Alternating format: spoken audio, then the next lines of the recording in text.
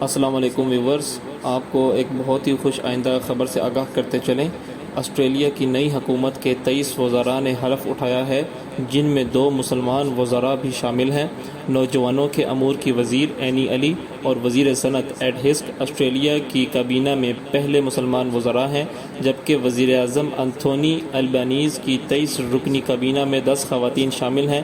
مصری نژاد آسٹریلوی ڈاکٹر اینی علی نے وزارت کا حلف اٹھاتے ہوئے ہاتھ میں قرآن پاک اٹھائے رکھا، جس نے سب کی توجہ حاصل کر لی۔ ڈاکٹر اینی علی کے مطابق وزیر بننا کبھی بھی ان کی زندگی کا مقصد نہیں تھا۔ 55 سالہ اینی علی سیاست میں آنے سے پہلے پروفیسر اور ماہر تعلیم تھیں۔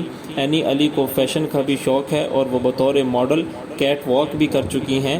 2020 میں اینی علی نے گھریلو تشدد کے خلاف قومی مہم کا مطالبہ کرتے ہوئے اپنے ساتھ ہونے والے گھریلو تشدد کا ذکر بھی کیا۔ انہوں نے کہا کہ وہ بہت دیر تک خاموش رہیں۔ ہر دکھ، درد اور اذیت جھیلنے کے بعد اپنے بچوں کے باپ کو چھوڑنا سب سے مشکل فیصلہ تھا۔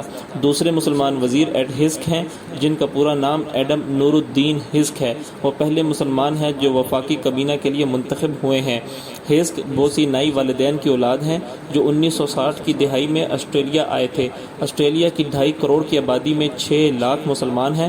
آسٹریلیا کی نئی وفاقی حکومت کو ملکی تاریخ کی سب سے خوش آہنگ حکومت کہا جا رہا ہے، جس میں اقلیتوں کے علاوہ مقامی قبائلی فرقوں کے نمائندوں کو بھی شامل کیا گیا ہے۔ امید کرتا ہوں ویورز، آج کی خبر آپ کو پسند آئی ہوگی۔ اللہ حافظ۔